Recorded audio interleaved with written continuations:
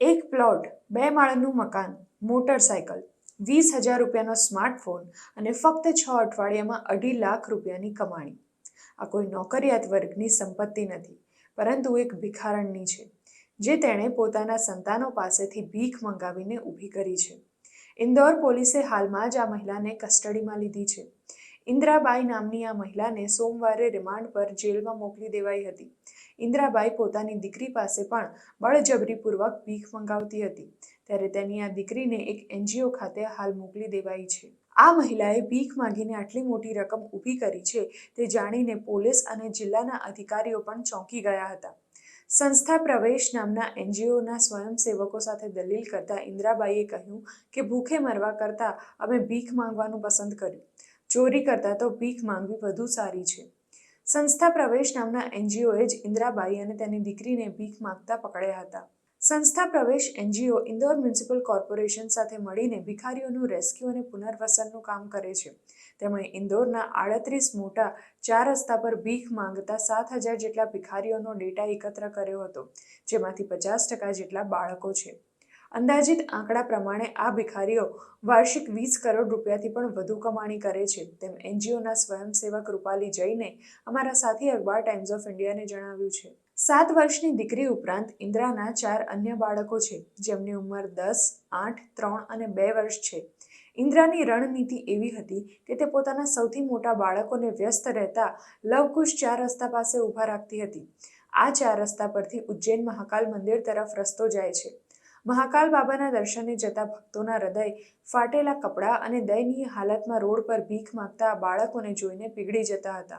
તેઓ તેમના હાથમાં યથાશક્તિ મુજબના રૂપિયા મૂકી દેતા હતા.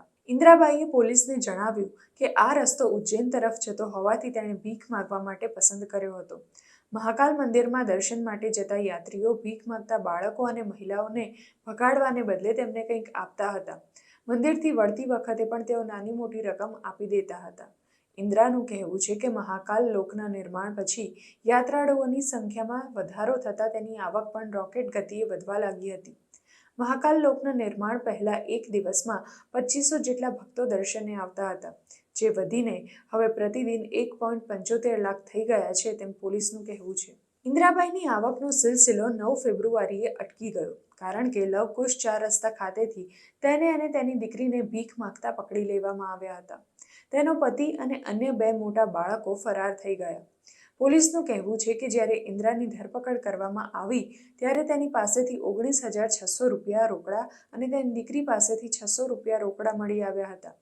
પૂછપરછ દરમિયાન ઇન્દ્રાએ જણાવ્યું કે છેલ્લા 45 દિવસમાં તેણે 2.5 લાખ રૂપિયા ભીખ માંગીને ભેગા કર્યા છે. ઇન્દ્રાએ પોલીસને જણાવ્યું કે રાજસ્થાનના કોટા નજીક આવેલા ગામમાં તેનું 2 માળનું મકાન અને ખેતીલાયક જમીન છે.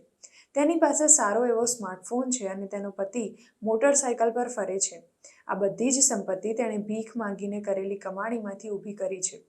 45 દિવસમાં ઇન્દ્રાએ ભેગા કરેલા 2.5 લાખ રૂપિયામાંથી 1 લાખ રૂપિયા રાજસ્થાનમાં રહેતા તેના પરિવારને મોકલ્યા હતા, જ્યારે 50,000 રૂપિયા બેંકમાં જમા કરાવ્યા હતા. અમે તેના પતિનો સંપર્ક કર્યો છે અને બેંક ડિટેલ્સ કઢાવવાનો પ્રયાસ કરી રહ્યા છે, તેમ એનજીઓના સ્વયંસેવક રૂપાલી જૈને અમારા સાથી અખબાર ટાઈમ્સ ઓફ ઇન્ડિયાને જણાવ્યું. પોલીસનું કહેવું છે કે ઇન્દ્રાબાઈ રીઢી ગુનેગાર છે. સોમવારે બાણગંગા પોલીસે ભીખ માંગવા અને તેના બાળકોને જબરજસ્તી ગુનાની દુનિયામાં ધકેલવા બદલ ઇન્દ્રાબાઈની ધરપકડ કરી હતી. જિલ્લા કલેક્ટર આશીષ સિંહે ઇન્દોરને ભિખારી મુક્ત શહેર બનાવવાની ઝુંબેશ પૂરઝડપે આગળ વધારવાની અપીલ કરી છે. તેમણે કહ્યું કે બાળકોનું પુનર્વસન કરીને તેમને ભણવા માટે સ્કૂલોમાં મોકલવા જોઈએ.